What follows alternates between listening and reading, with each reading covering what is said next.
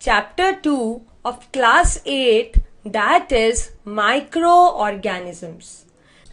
अब आपको ये पता लग गया है कि जैसे कि माइक्रो ऑर्गेनिज्म यूजफुल है तो वैसे ही वो हार्मफुल भी है, राइट? कि वो कितनी सारी डिजीजेस कॉज कर सकते हैं, अभी हमने पढ़ा. तो how to avoid spreading of microorganisms. Obviously कोई भी हार्मफुल इफेक्ट अगर उनका है कि वो डिजीज कॉज करते हैं, राइट, तो वो डिजीजेस को हम कैसे बचा सकते हैं. So how to avoid spreading of microorganism. तो उसमें से पहली प्रिकॉशन तो ये है, wash your hands before eating और आफ्टर प्रिपेयरिंग फूड और आफ्टर यूजिंग द टॉयलेट. क्योंकि देखिए, जब आप खाना खाने लगते हो तो जो चीज आप पकड़ रहे हो अपने हाथ से, वो जो माइक्रो ऑर्गेनिजम्स अगर आपके हाथ पे है, they are going to shift on the food, और वो फूड आपकी बॉडी के अंदर जाएगा. तो इसका मतलब माइक्रो ऑर्गेनिज्म डायरेक्ट खा रहे हो आप, right? So try to wash your hands before eating, right. दूसरी चीज, व्हेन आफ्टर प्रिपेयरिंग फूड, तब भी आप हाथों को वॉश करो. देन ओनली मेक यूज कि भी आप हाथ से कुछ और काम कर रहे हो.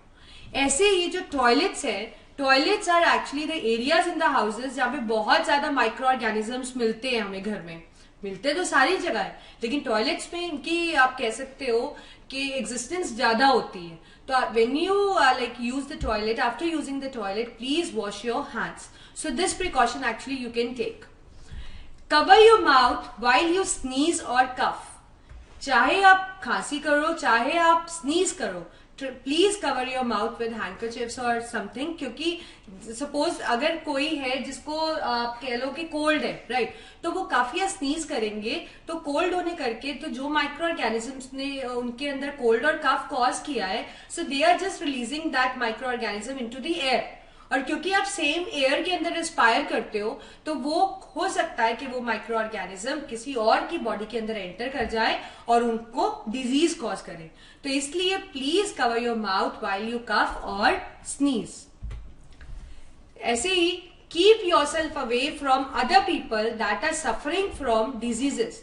आपको पता है कि कुछ डिजीजेस कम्युनिकेबल होती है. अभी हमने डिस्कस भी किया था कि कम्युनिकेबल डिजीज वो होती हैं जो कि सिक पर्सन से हेल्थी पर्सन पे हो सकती है, right, and they are mostly cause by micro organisms. तो जो लोगों को ऐसी डिजीजेस है और वो डिजीज कम्युनिकेबल है, राइट, तो उनसे आप थोड़ी सी दूरी बनाकर रखिए जब तक वो ठीक नहीं हो जाते. ऐसे ही do not eat food which is not fresh और नॉट कुक्ड प्रॉपरली. आप वो खाना बिल्कुल मत खाइए जो कि फ्रेश नहीं है, मतलब बासा है, बहुत दिनों का बना हुआ है, या अच्छे से कुक नहीं हुआ है. We should not feed on that kind of food. We should feed on the fresh food and the properly cooked food. जैसे कि आप पिक्चर में देख पा रहे हो, they are indicating so fresh fruits, right? So one should feed on fresh fruits instead of feeding on a you can say food which is not fresh. Now we are going to see that conditions that actually promote microorganisms growth. कि क्या conditions हैं जिसके करके micro organisms जल्दी जल्दी और बहुत सारे नंबर में ग्रो कर जाते हैं. पहली चीज तो ये है, वो food which is having a high moisture content that actually enhance the growth of micro organism. Micro organism को ग्रो करने के लिए मॉइस्चर की रिक्वायरमेंट होती है, राइट. तो जहां पे भी हाई मॉइस्चर होगा वहां पे माइक्रो ऑर्गेनिज्म की ग्रोथ भी जल्दी से होगी. So the food which is having a high moisture content is more prone to the microorganism, right? मतलब कि growth microorganism की उनके अंदर ज्यादा हो सकती है. ऐसे ही food kept for long time at room temperature. बहुत देर तक आपने रूम टेम्परेचर पे, सपोज ये आपके पास एक फ्लैश का पीस है, आपने इसको किचन में ऐसे ही रख दिया बहुत देर के लिए, राइट, तो it is also you can से serving a condition that promotes the growth of micro organism. ऐसे ही when skin of fruits and vegetables get damaged, exposing food to the microorganism. अगर सपोज आपके पास कोई फ्रूट है घर पे या कोई वेजिटेबल है, उसकी आउटर स्किन किसी कारण पील हुई है, तो माइक्रो ऑर्गेनिज्म वहां पे अच्छे से ग्रो भी कर सकते हैं और उसके अंदर एंटर भी कर सकते हैं और उसको खराब भी कर सकते हैं. ऐसे ही food with low salt content, low sugar या low acid actually promotes the growth of microorganism. तो कभी भी कोई फूड जिसमें नमक कम है, शुगर कम है या एसिड कम है, वो एक्चुअली वहां पे माइक्रो ऑर्गेनिज्म की ज्यादा ग्रोथ होती है, क्योंकि सॉल्ट, शुगर और एसिड माइक्रो ऑर्गेनिज्म की ग्रोथ को सप्रेस करते हैं। लेकिन जहां पे ये कम है तो ऑब्वियसली माइक्रो ऑर्गेनिज्म की ग्रोथ तो वहां पे इनहांस होने वाली है, right. So this is what we have in the figure is we have citric acid. तो citric acid is again a kind of acid. अगर किसी के अंदर ये एसिड कम है तो ऑब्वियसली वो वहां पे माइक्रो ऑर्गेनिज्म की ग्रोथ ज्यादा होने वाली है, right. Now methods of preserving food at home. अब घर पे आप सब खाना तो बनाते ही हैं, how one can preserve food. और आपको पता है प्रिजर्वेशन तो बहुत इंपॉर्टेंट है, क्योंकि हमें पता है माइक्रो ऑर्गेनिज्म झट से ग्रो भी कर जाते हैं और they can actually survive in all kind of environmental conditions. So we need to take certain steps in order to preserve the food. So घर पे खाना प्रिजर्व करने के लिए we have different methods, like we have dehydration, we have freezing, we can actually preserve by increasing the temperature, by using preservatives। जैसे कि आप figure में देख पा रहे हो, इस फिगर में हम दूध को उबाल रहे हैं। आपको पता है कि घर पे जब भी आप सुबह दूध लेते हो, चाहे पैकेट वाला चाहे कोई मिल्कमैन देकर जाता है फ्रेश मिल्क, तो आप उसको पहले बॉईल करते हो। बॉईल करने से क्या होता है, बॉईल करने से इसके अंदर जो माइक्रो ऑर्गेनिजम्स होते हैं वो मर जाते हैं, and this process is pasteurization which will be taking up later. ऐसे ये फिगर इंडिकेट कर रही है sodium benzoate. It is a kind of artificial preservative which is actually added to certain food items in order to preserve them. तीसरा you can see this is indicating a refrigerator, और इस refrigerator में आप देखो कितने सारे food items पड़ी हैं जिनको हम स्टोर कर रहे हैं। So it is actually indicating that we can store food by freezing also. So पहला मेथड डिस्कस करते हैं, दैट इज डिहाइड्रेशन। डिहाइड्रेशन का मतलब होता है रिमूविंग वाटर और any kind of moisture from food. तो कैसे आप कर सकते हो इसको डिहाइड्रेशन घर पे? We can actually do it by sun drying. जैसे कि आप देख पा रहे हो, these are all red chillies. तो ये रेड चिली पाउडर जब बनता है तो आप पहले रेड चिलीज को क्या करते हो, आप रेड चिलीज को पहले धूप पे इस तरीके से फैला देते हो ताकि इसके अंदर से किसी भी तरीके का पानी या मॉइस्चर खत्म हो जाए। तो the simple method of dehydration is the sun drying. Example, ginger powder इसी तरीके से बनता है, पोटैटो चिप्स भी इसी तरीके से बनते हैं, मेथी सीड्स ये भी इसी तरीके से बनते हैं। सो इनको हम डिहाइड्रेट करते हैं and we can actually preserve them. Second is by lowering temperature. Lowering temperature का मतलब है फ्रीजिंग, मतलब फ्रिज के अंदर चीजों को रखकर प्रिजर्व करना। अब क्या होता है कि जब आप फ्रिज के अंदर रखते हो तो ऐसा नहीं है कि माइक्रो ऑर्गेनिज्म ग्रो ही नहीं करते हैं, ग्रो करते हैं, लेकिन लो टेम्परेचर पे जो एक्टिविटी है माइक्रो ऑर्गेनिज्म की वो स्लो हो जाती है। मतलब जिस फूड को उन्होंने 10 मिनट में, एक एग्जांपल दे रही हूं मैं आपको, कि जिस फूड को उन्होंने 10 मिनट में खराब करना था, अब वो उनकी एक्टिविटी 1 घंटे तक हो गई है। मतलब उनकी एक्टिविटी स्लो डाउन हो जाती है फ्रीजिंग पे, और उनकी जो आप कह सकते हो कि चीजों को खराब करने की एबिलिटी है वो थोड़ी कम हो जाती है। तो रेफ्रिजरेटर्स को हम यूज कर सकते हैं फॉर प्रिजर्विंग फूड आइटम्स। पर ऐसा नहीं कि आपने आज वेजिटेबल, आपने कुछ भी बनाया, कुक किया, आपने फ्रिज में रख दिया और आप 1 महीने बाद खा रहे हो, नहीं। फ्रिज के अंदर भी जो फूड है वो सिर्फ 1 दिन तक ही आप कह सकते हो ठीक रहता है, अदरवाइज उसके बाद वो खराब होने लगता है वो भी।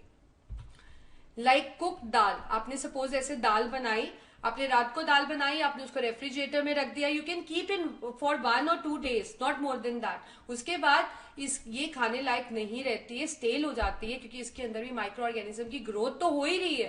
रेफ्रिजरेटर ग्रोथ को स्लो कर रहा है, खत्म नहीं कर रहा है, राइट। तो there is a certain fix period जिसमें रेफ्रिजरेटर्स भी फूड को बचा पाते हैं, लेकिन उससे ज्यादा टाइम के बाद भी फूड खराब होता ही होता है।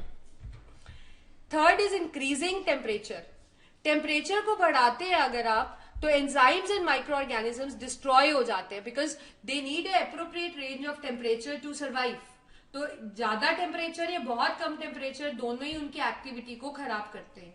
तो इंक्रीजिंग टेम्परेचर से एंजाइम्स और माइक्रो ऑर्गेनिजम्स को आप दोनों को डिस्ट्रॉय कर सकते हो। और इंक्रीजिंग टेम्परेचर से चीजों को प्रिजर्व करने के लिए हमारे पास 2 मेथड्स हैं। One is pasteurisation, other is sterilisation. जैसे कि आप ये पिक्चर में देख पा रहे हो, this is milk, we are boiling milk, boiling milk is pasteurisation, right. तो पढ़ते हैं ये क्या होते हैं मेथड्स।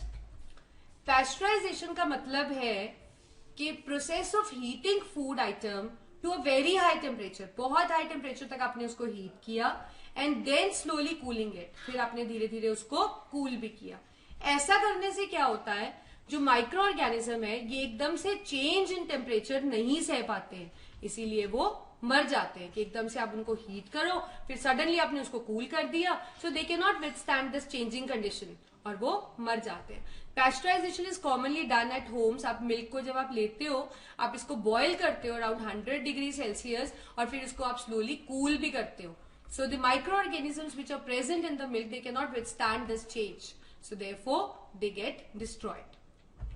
ऐसे ही स्टरलाइजेशन, स्टरलाइजेशन में भी आप टेम्परेचर को बढ़ा के यूज करते हो। कैसे? Food items are expose to high temperatures for longer time, और कई केसेस में तो हम प्रेशर को भी यूज करते हैं, हम हाई प्रेशर भी अप्लाई करते हैं। तो दोनों ही कंडीशंस में माइक्रो ऑर्गेनिज्म डिस्ट्रॉय हो जाते हैं, because as I told you micro organism need a range of optimum, you can say a right range of temperature and pressure to survive. तो अगर ये रेंज प्रॉपर नहीं रहेगी so obviously they will die. जैसे कि आप देख पा रहे हो, दिस इज बॉइलिंग वाटर। अगर आप कोई भी पानी लो और आप उसको बहुत हाई टेम्परेचर पे बॉइल करो, so they can not withstand this high temperature and they just die, they just get destroyed. और ये जो पानी है it becomes free from micro organisms. Next we can store by using the preservatives. Now what are preservatives? Preservatives कुछ ऐसी चीजें हैं जो आप फूड के अंदर डालो, दे can actually preserve food for longer time. Like we have lemon juice, right? This can act as a preservative, and even this is indicating a oil. Oil can actually act as a preservative.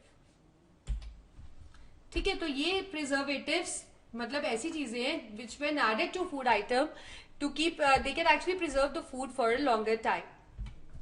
Examples: we have salt, we have sugar, we have acids. So any food which has a good salt content, good sugar content or a good acid content, either of, right? तो they can actually preserve the food, क्योंकि इस condition में micro organism की growth नहीं हो पाती है। Now we have few natural preservatives and we also have few artificial preservatives, right? That means the chemical preservatives. So natural preservatives जो nature में मिल रहे हैं हमारे पास, they are salt, sugar, lemon juice and oil spices.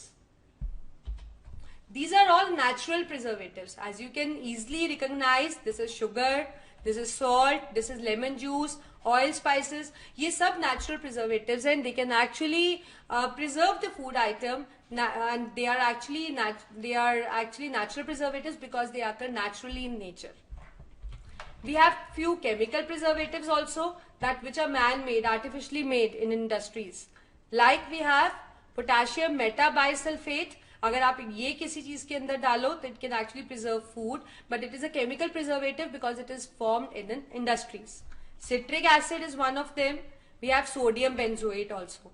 See, this is how the potassium metabisulfate looks like. It looks like a white powder kind of thing. This is sodium benzoate. This is citric acid. There are so many chemical preservatives, but we have actually listed only few which are commonly used. That is potassium metabisulfate, sodium benzoate and citric acid.